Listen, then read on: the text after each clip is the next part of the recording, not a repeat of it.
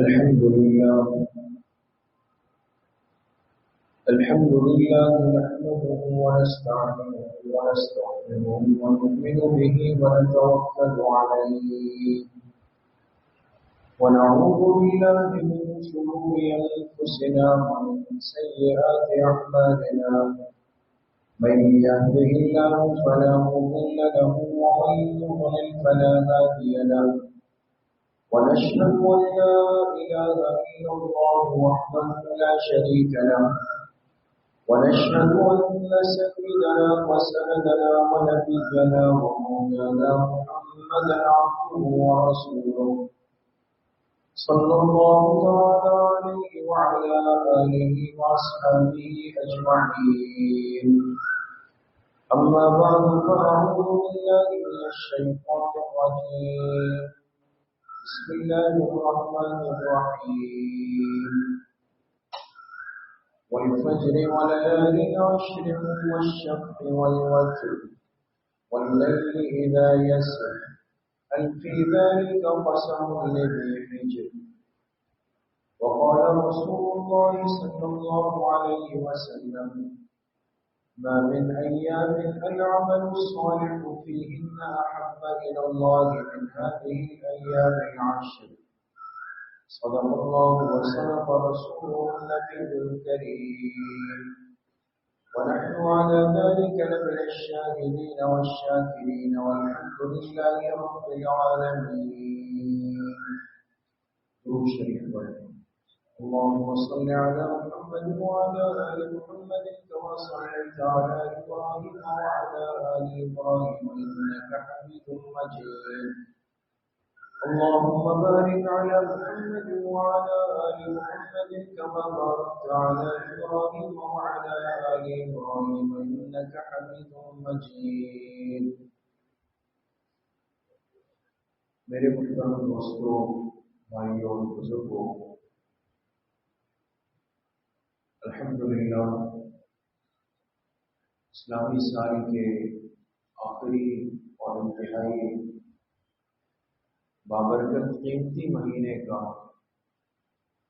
آغاز ہونے والا ہے. ذوالحجہ کا مہینہ جو اسلامی سال کا آخری مہینہ ہے، اس مہینے کو اللہ پاک نے بڑی برکات سے نوازا ہے. حج بیت اللہ جیسا بڑا عمل وہ اسی مہینے میں رکھا گیا ہے، اور قربانی جیسا محبوب عمل بھی اسی مہینے کے اندر رکھا گیا ہے. اور پھر اس مہینے میں اللہ پاک نے ایسے مختلف اعمال و احکام رکھے کہ جو ہے تو مختصر کم وقت میں ادا ہوتے ہیں، لیکن اللہ پاک کو نہایت ہی محبوب. تو ذوالحجہ کا جو پہلا عشرہ ہے، ابتدائی 10 دن جو ہے،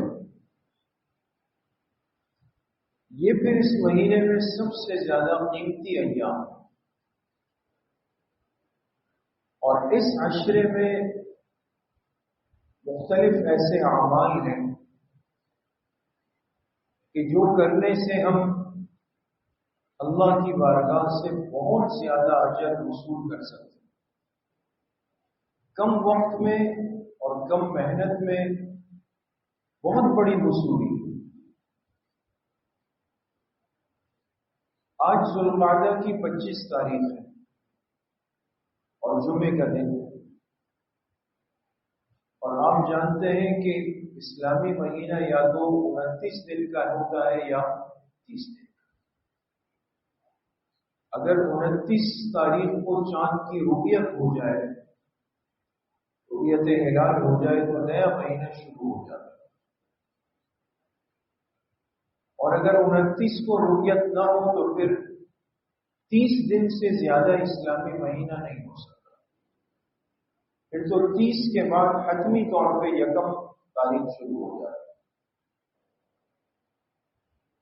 تو سب سے پہلے جو چیز ہمیں اپنے ذہن میں بٹھانی ہے اور جس کی بنیاد پر ہمیں آگے بہت سارے مسائل پر عمل کرنا، اس کو حل کرنا آسان ہوگا،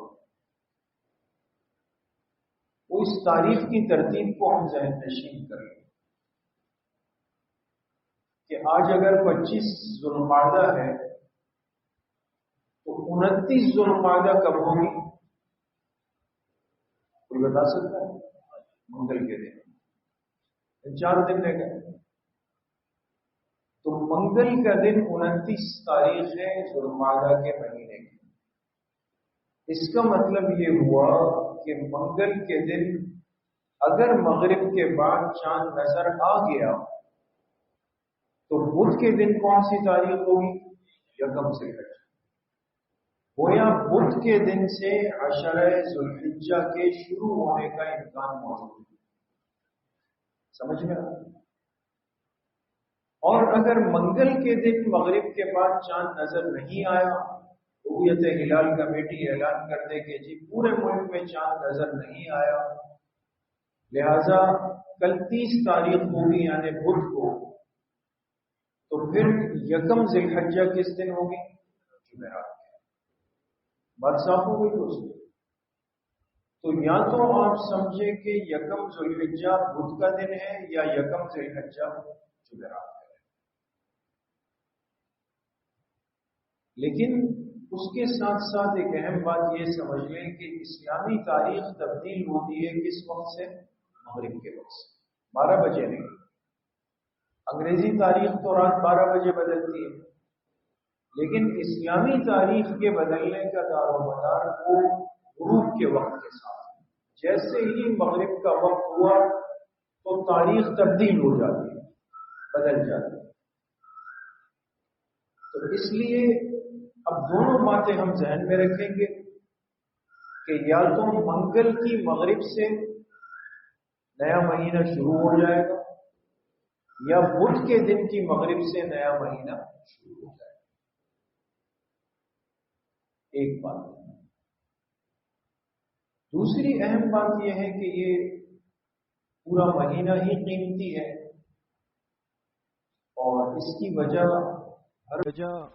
ہر مسلمان کو معلوم ہے، ہونی چاہیے کہ ذوالحجہ کا مہینہ جو ہے وہ اشہر حرم یعنی حرمت والے 4 مہینوں میں شامل ہے۔ جو 12 مہینوں میں 4 مہینے زیادہ قابل احترام ہے، ان میں ایک مہینہ ذوالحجہ کا بھی، اس لیے پورا مہینہ باعث برکت ہے، باعث خیر ہے، لیکن پھر شروع کے 10 دن جو ہے وہ بہت زیادہ قیمتی ہے۔ تو عشرہ ذوالحجہ سے متعلق ہمیں آج ہی کچھ باتیں سمجھ لینی پڑے گی، اس لیے کہ آئندہ جو آنے والا جمعہ ہوگا وہ یقینی طور پہ کس مہینے کا ہوگا؟ ذوالحجہ کا ہوگا، پھر تو مہینہ شروع ہو چکا ہوگا۔ اس لیے کچھ باتیں ہمیں آج کے دن سمجھ لینی چاہیے۔ سب سے پہلی بات تو کئی احادیث میں جناب نبی کریم صلی اللہ علیہ وسلم نے اس عشرے کی اہمیت کو، اہتمام کو، اس کی فضیلت کو اور اس میں اللہ کی طرف اپنے قرب اور توجہ کے بڑھانے کو بیان فرمایا۔ اس لیے فرمایا ما من ایام العمل الصالح فیہن احب الی اللہ من هذه الایام العشر۔ دیکھو، باقی پورے سال کے دنوں کے مقابلے میں کوئی بھی دن ایسے نہیں ہے کہ جن میں کیے جانے والے اعمال اللہ کو زیادہ محبوب ہو، زیادہ پسندیدہ ہو اس عشرے کے مقابلے میں۔ گویا عشرہ ذوالحجہ کے اعمال اللہ کو سب سے زیادہ محبوب ہے۔ احبہ فرمایا، احبہ، یہ اس میں تفضیل ہے، اس میں مبالغہ ہوتا ہے ایک چیز جس کو ہم اردو میں کہتے ہیں بہت ہی زیادہ۔ تو تو آپ نے اس کے لیے احبہ کا استعمال فرمایا کہ اس عشرے کے اعمال کا مقابلہ باقی پورے سال کے ایام مل جائے نہیں کر سکتے. وہ اللہ کو سب سے زیادہ محبوب ترین اعمال ہے. بات سمجھ گئے دوست؟ یہاں پہنچ کر تھوڑی دیر کے لیے روکیں اور ایک بات ذہن میں بٹھائیں کہ یہ ارشاد اللہ کے پاک پیغمبر علیہ الصلوۃ والسلام کا ہے جس کے سچ اور حق ہونے میں ہم شبہ بھی نہیں کر سکتے ورنہ ایمان سے محرومی ہے. اب عشرہ ذی الحجہ کا کوئی بھی عمل ہو، آپ نے کسی کو پانی پلایا، آپ نے کسی کو کرسی پہ بٹھایا، آپ نے کسی کو ہاتھ پکڑ کے اس کی خدمت کی، آپ نے کسی کو صدقہ خیرات دے دیا، آپ نے کسی کو دعا دے دی، آپ نے کسی کو کھانا کھلا دیا، آپ نے 2 رکعت نفل پڑھ لی، آپ نے قرآن کے کچھ حصے کی تلاوت کر لی، آپ وقت سے پہلے مسجد آ گئے، آپ نے والدین کی خدمت کر لی، آپ نے مریض کی عیادت کر لی، آپ نے جنازے میں شرکت کر لی، آپ کسی کو تسلی اور اس کا غم دور کرنے کے لیے چلے گئے. نیکی اور خیر کے جتنے امور ہیں اور جتنے بھی کام ہیں دوستو جو ہمارے وجود سے ممکن ہے، اس عشرے میں وہ کرتے ہوئے ایک لمحے کو یہ تصور دل دماغ میں ضرور لائیں کہ میں اب جو یہ عمل کروں گا یہ میرے اللہ کو بہت محبوب ہوگا، میں اللہ کا محبوب بن جاؤں گا.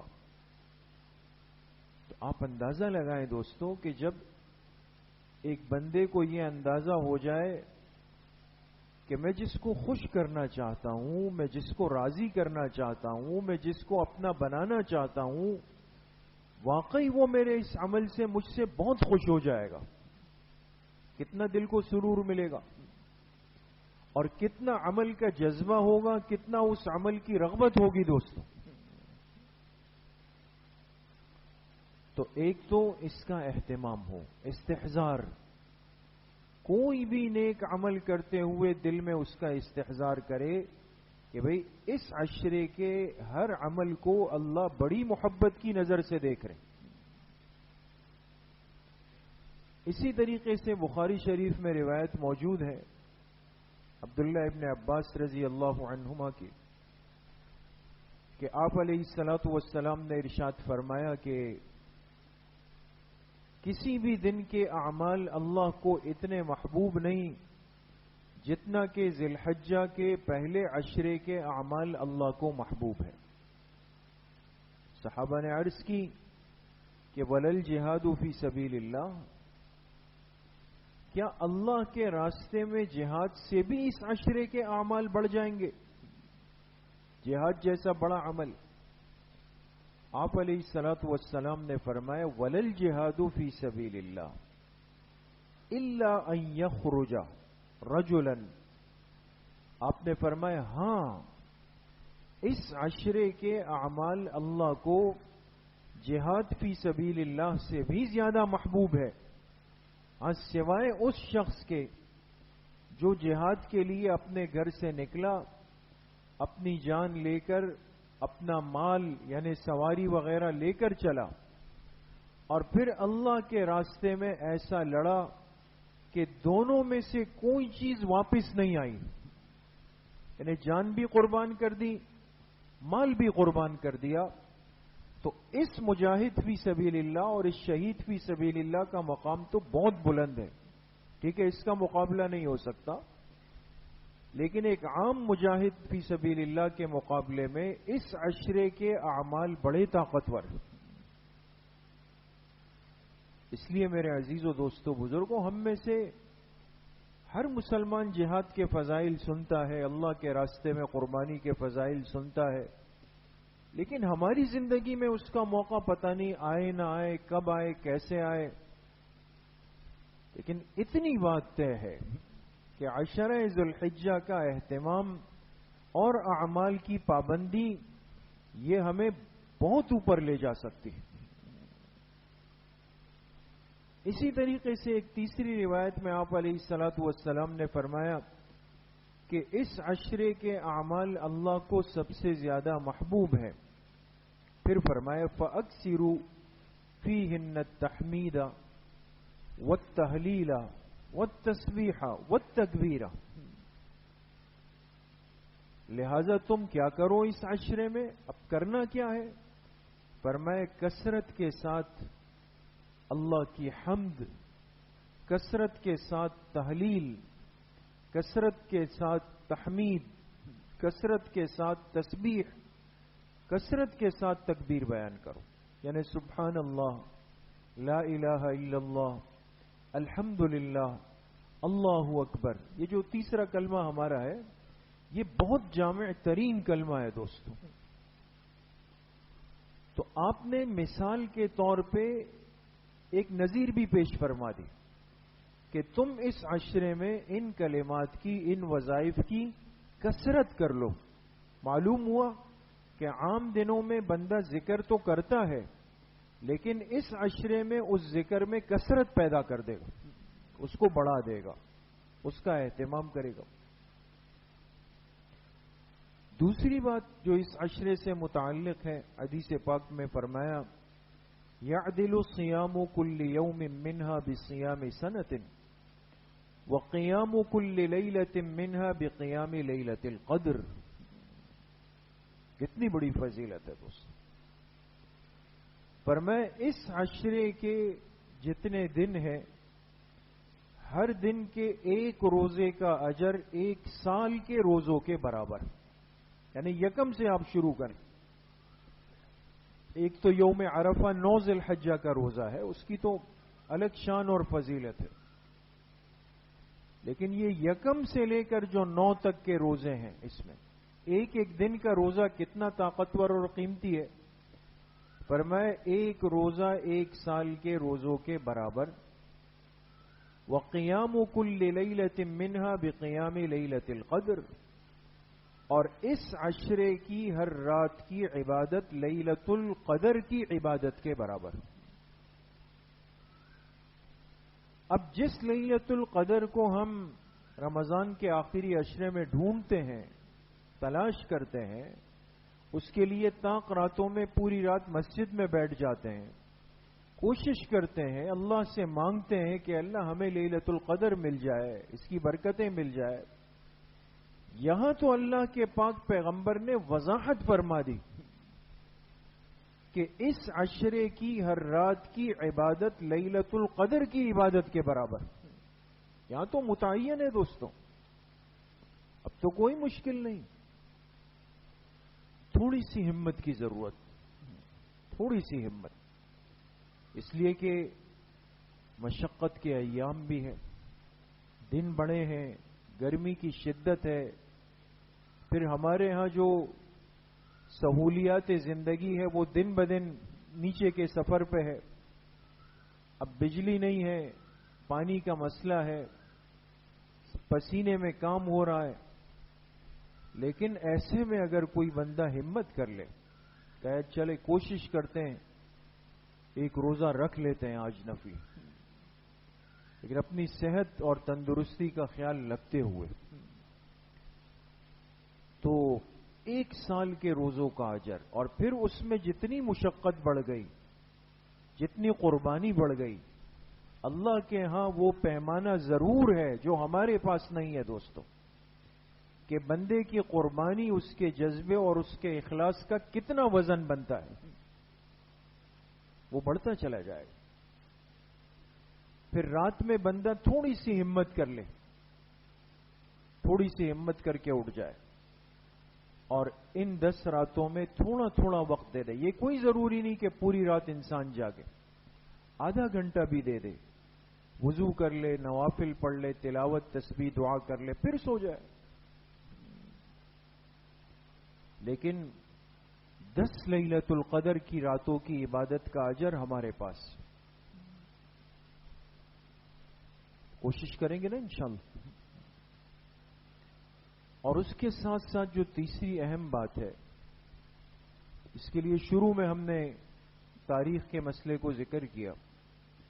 حدیث پاک میں فرمایا کہ جو شخص ذوالحجہ کا چاند دیکھ لے اور اس کا ارادہ ہو قربانی کا، قربانی اس پر واجب ہو یا اس نے قربانی کی نیت اس سال کر لی ہو کہ اس سال میں کروں گا، اسباب جمع کر رہا ہو، تو جو شخص ذوالحجہ کا چاند دیکھ لے اور اس نے قربانی کا ارادہ کیا ہو تو فلا یأخذ من شعرہ ولا من اصفارہ شیئا، اس کو چاہیے کہ چاند نظر آنے کے بعد اب اپنے بال اور ناخنوں میں سے کوئی چیز نہ تراشے. یہ حکم ہے اور حدیث پاک کے ذریعے سے دیا گیا. اب یہ اپنے بال ناخن نہیں تراشے گا، یہ رک جائے گا، اور ایسا کرنا اتباع سنت بنے گا. اگرچہ عقل کہ بھئی کیوں اس طرح ہے، صفائی ستھرائی تو دین کا تقاضا ہے، دین میں مطلوب ہے، تو صفائی ستھرائی سے نہیں روکا گیا. جب ایک چیز کی حد آپ کو بتا دی گئی، جیسے مثال کے طور پہ کہا جائے کہ بھئی جمعے کے دن 12:30 بجے تک پوری مسجد صاف ہو جانی چاہیے، تو اس کا مطلب کیا ہے کہ اس کے بعد مسجد کی صفائی کرنی ہی نہیں ہے؟ نہیں، اس کا مطلب ہے کہ اس سے پہلے جتنی صفائی ستھرائی کا اہتمام کر سکتے ہیں آپ کر لیں. پھر تو مجمع آئے گا، پھر تو مسجد مشغول ہو جائے گی، پھر لوگ بھی بیٹھے ہوں، آپ جھاڑو پونچھا بھی مارے، یہ کیسے ہو سکے گا؟ تو اس عمل کا اہتمام بڑھ جاتا ہے کہ اس وقت سے پہلے آپ خوب اہتمام کر لیں. تو ہمیں ایک لائن دے دی گئی، ایک ہدف دے دیا گیا. اسی لیے میں نے عرض کیا کہ یا تو یکم ذوالحجہ کب سے شروع ہوگی؟ جی، منگل کی مغرب سے آنے والی یا پھر بدھ کی مغرب سے. تو احتیاط کس میں؟ جی منگل میں نا، منگل پہلے آئے گا نا، احتیاط منگل میں. تو گویا منگل کی مغرب سے پہلے ہر مسلمان جن پر قربانی ہے وہ تو پورا اہتمام کریں، اور جن پر قربانی نہیں بھی ہے تو علماء نے لکھا ہے کہ وہ بھی اس عمل میں شامل ہوں.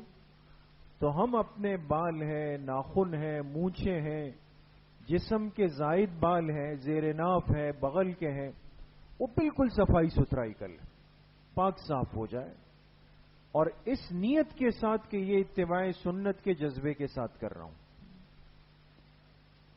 تو جب چاند نظر آنے سے پہلے صفائی کر لی، اب بالوں کو ناخنوں کو ہم نہ چھیڑیں. اور کب تک نہیں چھیڑنا؟ جب تک قربانی نہ ہو جائے. عید کی نماز کا مسئلہ نہیں ہے، قربانی کے جانور کے ذبح ہونے کا. لہذا جو پہلے دن کاٹے وہ پہلے دن، جو دوسرے دن وہ دوسرے دن، جو تیسرے دن وہ تیسرے دن. اور جن حضرات پر قربانی نہیں ہے اور وہ پھر بھی مشابہت میں یہ عمل کر لے تو وہ عید کی نماز کے بعد پھر اپنی صفائی ستھرائی کر سکتے ہیں، اس میں کوئی حرج نہیں ہے. تو بہرحال اس عمل کا اہتمام بھی کرنا ہے، لیکن اس میں یہ دھیان رہے، یہ مسئلہ سمجھ لیں کہ چونکہ دین اسلام ایک طہارت و نظافت والا دین ہے، ایک جامع دین ہے، اس نے ہمیں پابند کیا ہے کہ ہم اپنے جسم کے وہ بال جو زائد ہے، جن کی صفائی ستھرائی ایک وقت کے بعد واجب ہے، تو اس کی زیادہ سے زیادہ حد کتنے دن ہے؟ 40 دن.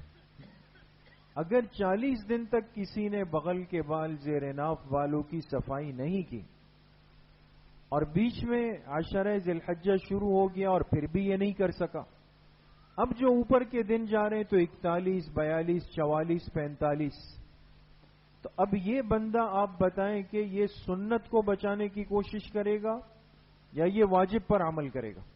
یہ واجب پر عمل کرے گا. لہذا یہ اپنے بال ناخنوں کو صاف کر دے گا، اس لیے کہ اب آگے جتنے دن جائیں گے یہ گناہ کا مرتکب بن رہا ہے. تو خلاصہ یہ کہ ہم پہلے سے اس کا اہتمام کر لیں اور کوشش یہ ہو کہ ہر جمعے کے جمعے یا کم زیادہ سے زیادہ 15 دنوں میں ہم اپنے جسم کی صفائی کا لازمی اہتمام رکھیں.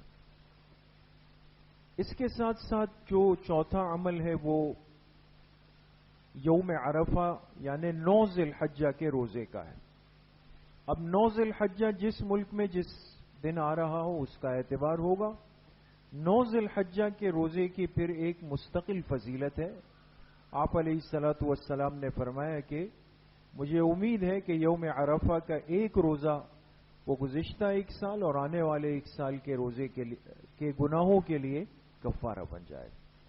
تو بھئی 9 ذی الحجہ کے روزے کا اہتمام تو سب نے کرنا ہے اور اہتمام سے کرنا ہے انشاءاللہ۔ اور اس کے ساتھ ساتھ جو 5واں اہم عمل ہے وہ تکبیرات تشریق۔ تکبیرات تشریق یعنی اللہ اکبر لا الہ الا اللہ واللہ اکبر وللہ الحمد۔ یہ شروع کب سے ہوتے ہیں؟ 9 ذی الحجہ کی فجر کی نماز سے۔ 9 کی فجر کی نماز سے شروع ہوتے ہیں اور کب تک چلتے ہیں؟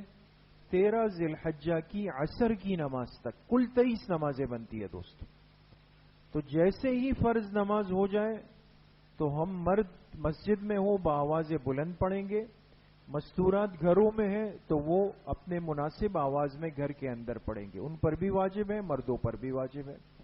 اگر کسی سے جماعت کی نماز رہ جائے، اکیلے نماز پڑھ رہا ہے تو اس پر بھی واجب ہے، یہ نہیں ہے کہ وہ نہیں پڑھے گا، لہذا وہ بھی جیسے ہی اپنا سلام پھیر دے گا تو وہ بھی ایک دفعہ تکبیرات تشریق پڑھ لے گا۔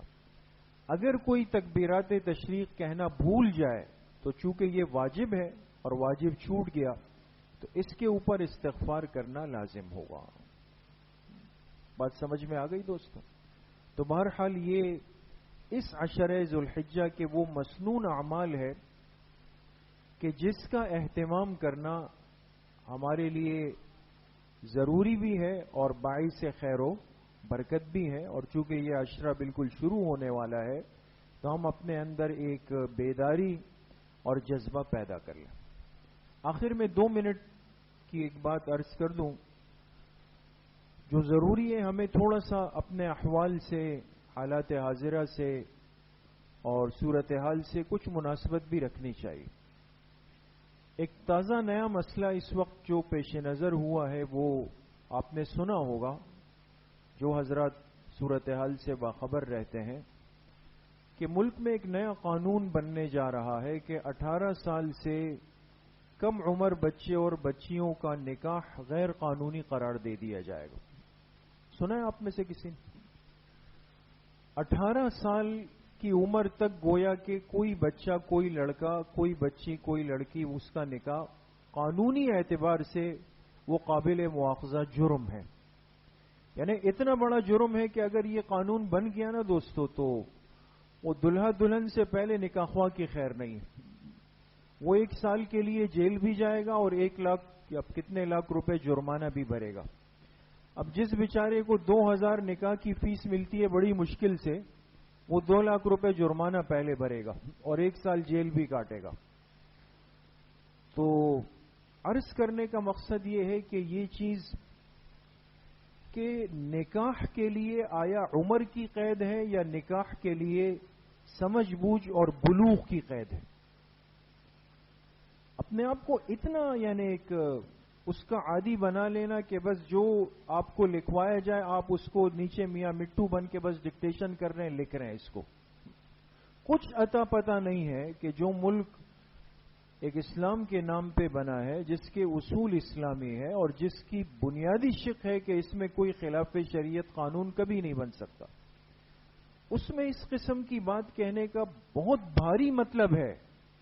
خود جناب نبی کریم صلی اللہ علیہ وسلم کا نکاح ہوا ام المومنین حضرت عائشہ صدیقہ رضی اللہ تعالی عنہا سے، بخاری شریف میں روایت موجود ہے، وہ فرماتی ہیں کہ میری عمر 9 سال تھی۔ آپ یہ قانون بنانے کے بعد کس کس کا منہ کھلوانا چاہتے ہیں اور کس کس کو پھر ہم جواب دیتے پھریں گے؟ اور خود حضرت علی کرم اللہ وجہہ کی صاحبزادی حضرت ام کلثوم رضی اللہ عنہا کا نکاح ہوا خلیفہ دوم حضرت عمر ابن خطاب رضی اللہ عنہ سے، تو ان کی عمر 18 سال سے کم تھی۔ خود حضور کا نکاح جس زوجہ مطہرہ سے ہوا وہ 18 سال سے کم، حضور کی نواسی کا نکاح ہوا 18 سال سے کم، تو جو شریعت کے بانی ہیں اور بنیاد رکھنے والے ہیں، ہمارے لیے بنیاد وہ لوگ بنیں گے یا مغربی دنیا بنے گی؟ اس لیے میرے عزیزوں دوستوں بزرگوں، یہ فتنے ایک ایسے وقت میں کہ ملک بڑی مشکل سے ایک بے چینی سے نکلا، ایک حالت جنگ سے نکلا، قوم ایک ساتھ جمع ہوئی، سمجھ نہیں آیا کہ ایسی کون سی افتاد پڑی کہ خاموشی میں اور رات کے اندھیرے میں بہت جلدی میں اس بل کو پاس کیا جا رہا ہے، جیسے کوئی بہت بڑا دباؤ ہو چکا ہے آپ پر۔ اس کا تو کچھ اور مطلب ہے، بجائے اس کے کہ اس کو دیکھا جائے کہ ہمارے ملک میں جو جبری شادیاں ہو رہی ہے، جو زبردستی بچیوں کے نکاح ہو رہے ہیں، آپ کی عدالتوں کے اندر لاکھوں کیسز طلاق کے، خلا کے، عدت کے، رضاعت کے اور ظلم کے وہ پڑے، اس کی کوئی پرواہ نہیں کہ وہ مسئلے کیسے حل ہوں گے۔ جو پہلے سے مستورات کے ساتھ ظلم کا ایک سلسلہ ہے اور معاملات خراب ہے، اس کے حل کرنے کی پرواہ نہیں، 18 سال کی پرواہ ہے۔ تو اس کا مطلب سمجھ لینا چاہیے، ایک تو میں نے عرض کیا اشارتاً کہ جو نکاح پڑھانے والا ہے اس کے لیے یہ سزا رکھی گئی۔ اس سے اگلی بات سنیں دوستو، اگلی بات یہ ہے کہ اگر کسی نے 18 سال سے کم عمر بچی سے نکاح کیا، یعنی باقاعدہ نکاح ہوا اور یہ بچی رخصت ہوئی، ماں باپ نے رخصت کیا اور شوہر کے پاس آ گئی، تو اس شوہر نے اگر اس سے جائز شرعی حقوق قائم کیے، یہ شوہر اس کے ساتھ جنسی زیادتی کرنے والا سمجھا جائے، اس پر ریپ کا جرم لگے گا۔ تھوڑا سا اس دماغ کو کھولنے کی ضرورت ہے دوستو، یہ سادہ کاغذی باتیں نہیں ہے کہ آپ کہیں بس ہم آرام کریں ہوتا رہے، یہ مصیبتیں گلے آ جاتی ہیں اور پھر اس کو ختم کرنا ایک مشکل ہوتا ہے۔ اس لیے عرض کرنے کا مقصد صرف اپنے ماحول میں ہے کہ ہم ان چیزوں کو تھوڑا سا سمجھیں، اس کو محض یہ کہہ کے نظر انداز نہ کریں کہ بھئی سیاسی باتیں ہیں، مولوی جانے کام جانے ان کا، ایسا ہوگا نہیں۔ تو تھوڑا سا بیدار رہیں، اور یہ چیزیں جو خدا نخواستہ اس ملک پر مسلط ہونے جا رہی ہے، اور اس کو ہم کسی صورت بھی قبول نہیں کر سکتے۔ اللہ کریم مجھے بھی آپ سب کو صحیح عمل کی توفیق نصیب فرمائے۔ الحمدللہ رب العالمین والصلاة والسلام۔